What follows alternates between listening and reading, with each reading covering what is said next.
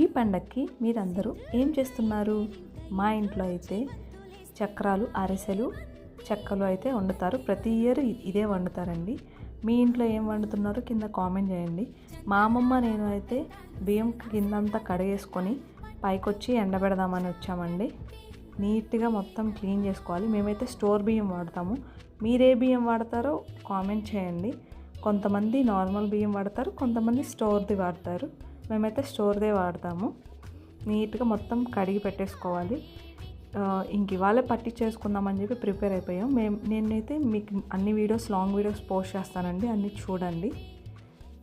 ఈ పండగకి ఎలా జరుపుకుంటున్నారు, ఏం స్పెషల్స్, అందరూ బట్టలు కొనుక్కున్నారా లేదా అన్నీ కింద వీడియోలో కామెంట్ చేయండి. అండ్ మీరు ఎలా చేస్తారు, మీరేమన్నా స్పెషల్గా యాడ్ చేస్తారా వీటిలో, అది కూడా కామెంట్ చేయండి.